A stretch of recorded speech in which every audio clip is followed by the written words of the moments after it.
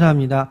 그 오전 세션에 이제 펑셔널 MR에 대해서 했기 때문에 저는 DMR, 디제너레티브 MR에 초점을 맞춰보겠습니다. 제 디스클로저고요.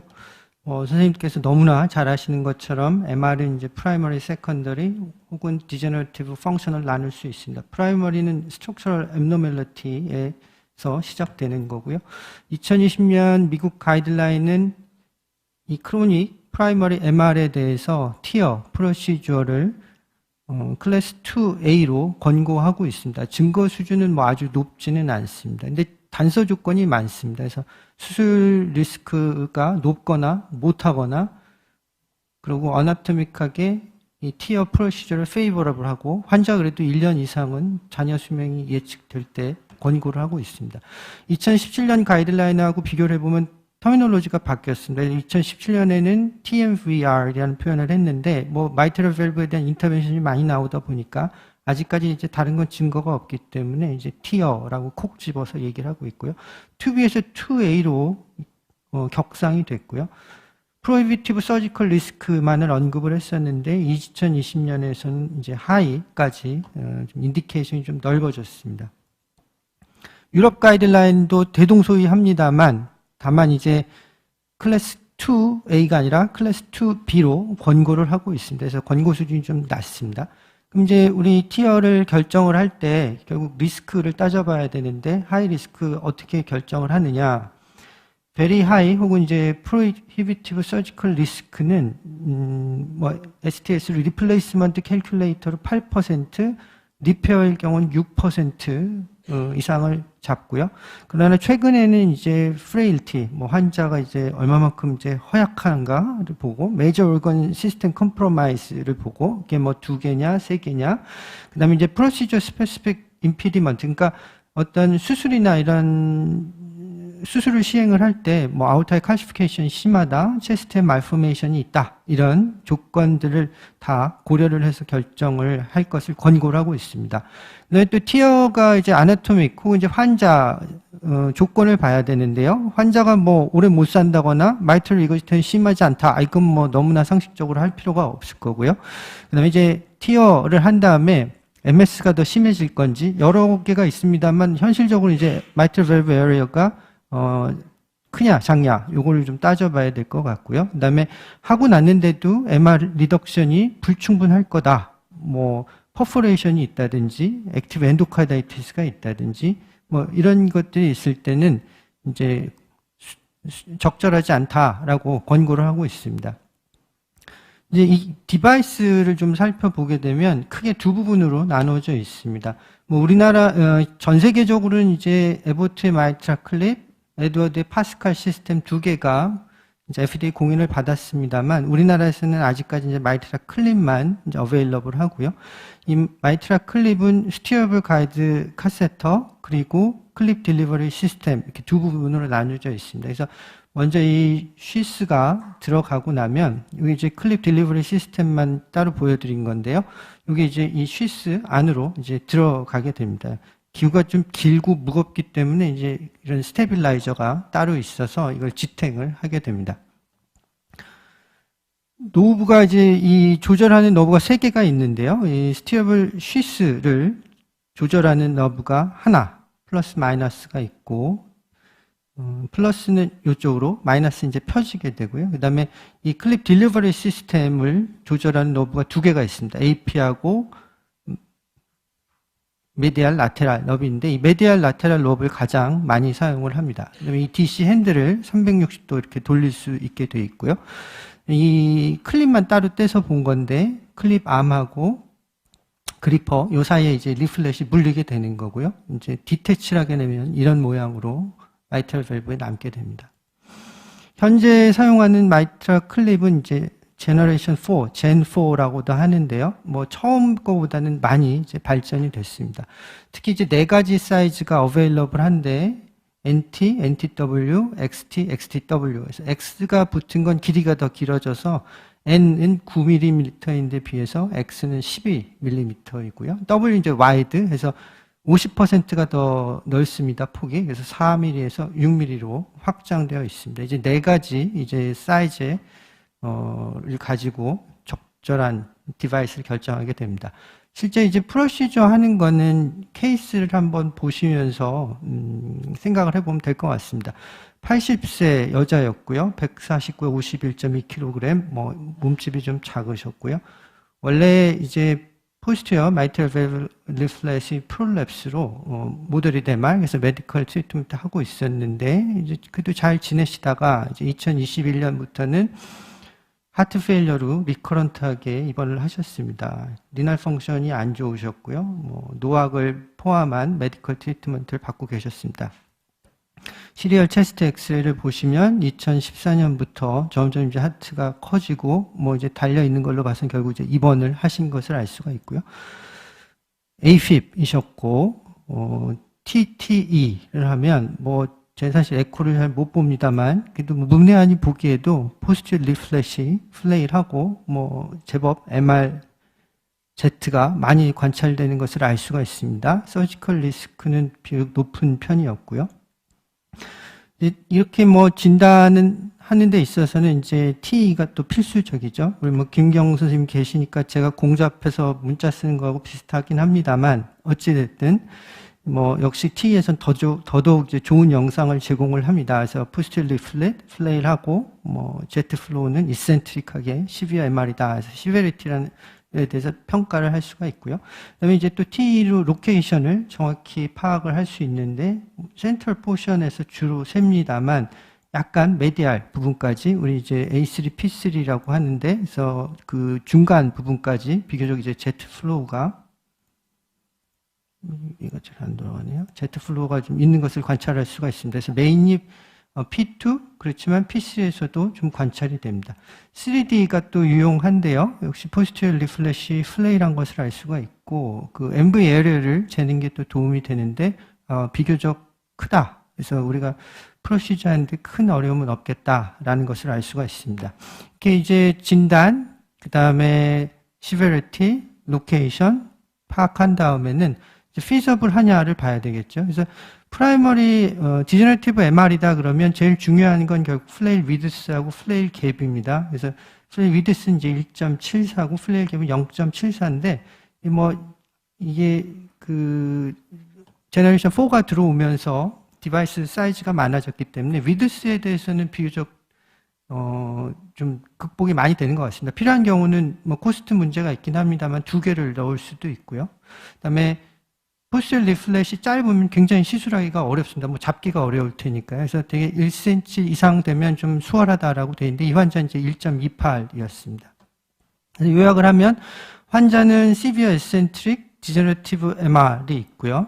그 이유는 이제 포스티리어 마이트럴 밸브 리플렛의 프롤랩스였고 리커런트하게 입원을 했습니다. 하트 페일러가 자꾸 재발을 해서 그다음에 수술 위험은 높은 편이었고 이런 위드스나 갭이나 랭스를 봤을 때는 피저블 한 걸로 알 수가 있습니다. 그래서 플레이 갭이 뭐 1cm 미만이면 저희가 할 수 있다라고 돼 있고 플레이 위드스는 기존에는 15mm 그러니까 1.5cm에서 넘어가면 좀 어렵다 했는데 말씀드린 대로 와이드도 나오고 또 여러 개 할 수 있기 2개 뭐 이렇게 할 수 있기 때문에 위드스는 크게 문제는 안 되는 것 같고요. 그다음에 마이트럴 밸브 에어리어는 비교적 넉넉한 환자였고 로케이션이 이제 3나 1이 되면 상대적으로 어려운데 환자는 이제 비교적 가운데 있는 환자이기 때문에 테크니컬리 이제 아주 어렵지는 않은 환자라는 것을 알 수가 있습니다. 그래서 클리니컬리는 적절하다고 보이고요.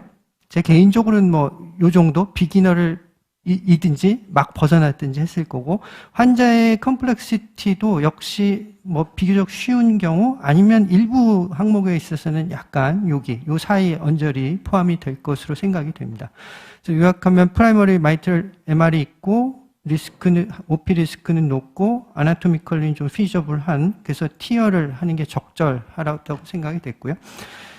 이 티어를 하기로 이제 결정을 하면 가장 어려운 이제 판단은 어떤 디바이스를 어느 부위부터 할 거냐인 것 같습니다. 그래서 가장 뭐 직관적으로는 제트 플로우가 제일 심한데 뭐 환자가 이제 MVA가 크니까 제일 큰 디바이스, 긴 디바이스를 넣고 필요하면 그 옆에 쪽을 잡자 이런 전략을 할 수 있습니다만 가장 많이 새는 데는 잡기가 어려울 경우도 있습니다. 그래서 약간 옆쪽까지 인발부가 돼 있기 때문에 거기를 하나 잡고 사이즈는 뭐 옆으로 가면 약간 이제 넓이를 좁혀야 되는 경우들도 있거든요. 그 다음에 상황을 봐서 XTW나 XT를 그 옆에 가운데 가장 메인 Z에다가 잡자 이런 결정을 할 수도 있고, 저희도 이제 처음에는 요 첫 번째 직관적인 안을 했다가 결국은 이제 프로시저를 하면서 이 두 번째 안으로 시술을 진행을 했습니다.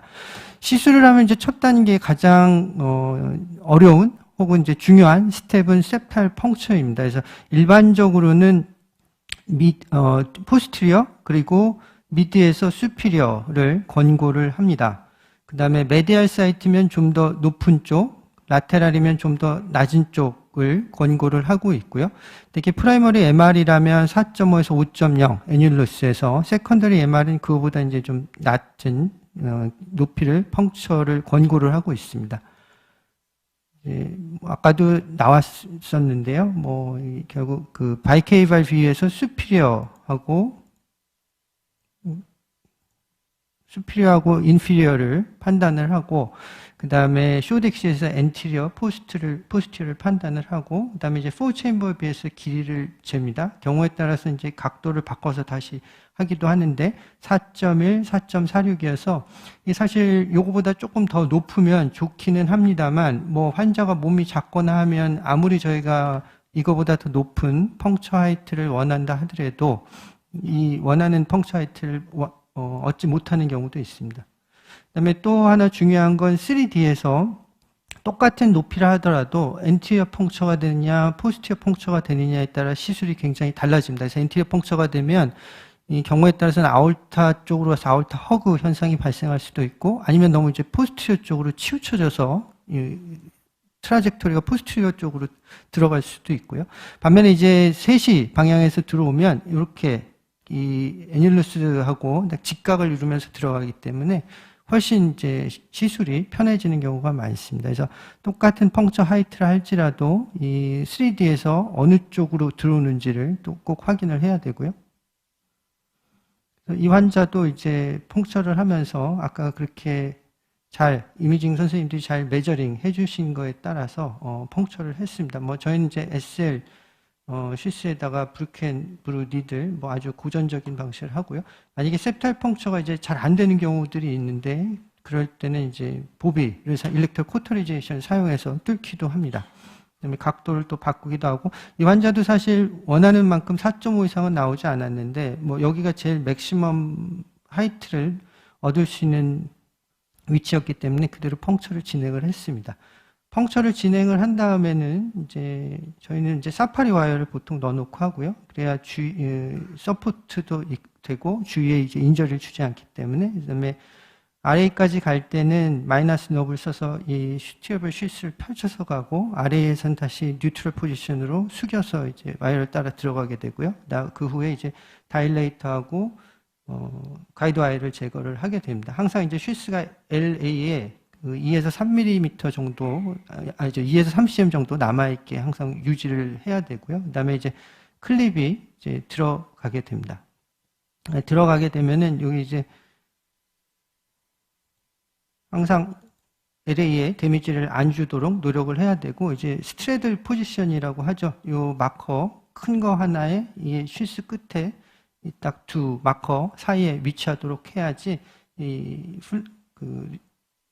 위치 카세터를 움직이는데 딱 조절이 잘 되고요. 그 다음에 이제 주로 메디안 높하고 포스티어 로테이션을 사용을 해서 마이트럴 밸브 쪽으로 이제 가게 됩니다. 그래서 이렇게 가게 되는데, 이제 이 환자도 좀 에올타 쪽으로 갔습니다. 저희가 펑처를 아주 공들여서 한다고 했지만 이제 모든 환자에서 만족스러운 펑처 위치를 얻을 수는 없는 경우도 많고요.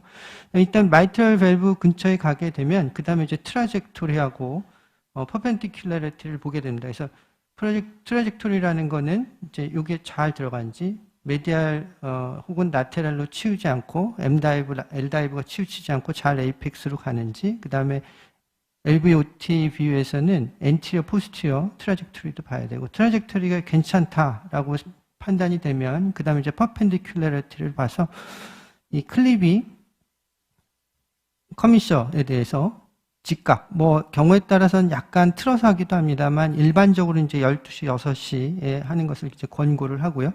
그렇지만 이제 아까도 말씀드린 것처럼 이렇게 에올타 쪽으로 이제 붙어서 가게 되는 경우들이 종종 발생을 합니다. 이제 그렇게 될 때는 플러스 너브를 쓰고 그렇게 되면 그다음에 다시 플러스 너브를 쓰면 이게 각도가 좀 쓰게 되거든요. 그래서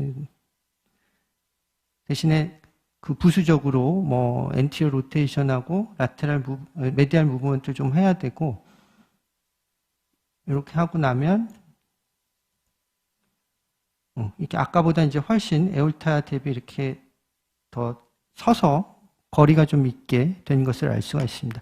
또 종종 마주치는 시나리오가 septal 하이트가 낮은 건데요. 이때는 이제 포스티어 로테이션을 하게 되면 조금은 도움을 받을 수 있습니다만 모두 다 만족스럽지는 않습니다. 그래서 이 환자도 처음에는 이제 아주 밸브에 닿아 있었다가 포스티어 로테이션 하면은 조금은 이제 떨어지는 것을 알 수가 있는데 뭐 얻을 수 있는 정도가 아주 많지는 않고 모든 케이스에서 다 성공적이지는 않기 때문에 항상 그 펑처를 신경을 써서 해야 될 것 같고요. 이게 트라젝토리하고 퍼펜디큘러리티가 잘 맞으면 사실 그래스핑 자체는 어렵지 않습니다. 이미 다 맞춰놓고 들어간 거기 때문에 그대로 올라오면 양쪽을 다 태울 수가 있고요. 이때도 이제 태우고 놓고 막 빨리 이제 그리퍼를 내리는 게 아니라 충분히 이밸류에이션을 해야 됩니다. 그래서 컬러 플로우 우리가 원래 겨냥했던 위치가 맞는지, 그 다음에 3D에서 이 처음 맞춰놨던 퍼펜디큘러리티가 맞는지를 충분히 평가를 한 다음에 다 괜찮다라고 하면 그 다음에 이제 그리퍼를 내리고 클립 암을 닫고요. 그 다음에 마이트럴 밸브 프레셔 그레디언트를 재서 MS가 발생하진 않았는지 알아야 되고요. 그 다음에 이 적절한지를 알기 위해서는 뭐 레지듀얼 MR 보는 게 제일 중요할 거고요. 그 다음에 마이트럴 클립이 스테이블한 것도 봐야 될 것 같고, 제일 센시티브한 건 펄모너리 베인 시스톨릭 플로우 리버설이고요. 경우에 따라서 이제 스판티언스 에코 컨트라스트가 확 생기는 경우가 있습니다. 그러면 MR 플로우가 줄어들었다는 것을 알 수가 있고, LA 프레셔를 잴 수는 있는데 이건 상대적으로는 좀 인센시티브한 것 같고요. 뭐 말씀드린 대로 MS 컴포넌트가 있는지도 봐야 될 것 같고요.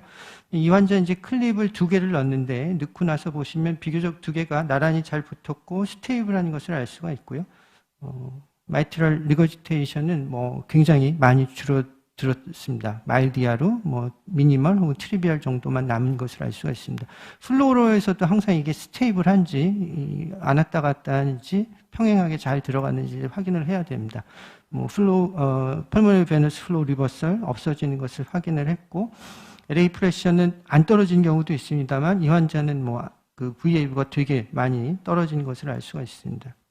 다음날 에코에서 확인을 했는데 여전히 뭐 이 클립은 스테이블하게 잘 있고 TT 뭐에서는 MR 플로우 많이 줄어들었고 마이트럴 프레셔 그레디언트는 높아지지 않은 것을 알 수가 있습니다. 환자는 뭐 증상은 많이 좋아지셨고요. 그다음에 엔티프로비엠피는 뭐 워낙 언더라인에 AFib이 있기는 합니다만 하트 페일리어 있었을 때보다는 많이 떨어졌고 아직까지 이제 입원을 하지는 않고 있고요. 체스트도 많이 좋아졌습니다. 그래서 환자를 뭐 잘 선택하는 게 중요하죠. 또 여러 과 선생님들이 같이 협의를 해야 될 것 같고요. 그다음에 여러 과정이 다 중요합니다만 가장 중요한 건 시간이 걸리더라도 septal 펑처 해서 이미징 스페셜리스트 선생님께서 오케이 할 때까지 손에 쥐가 나도 잡고 있다가 오케이 할 때 펑처를 해야지만이 그 다음 프로시저가 쉽고 안전하게 진행되는 것 같습니다. 경청해 주셔서 감사합니다.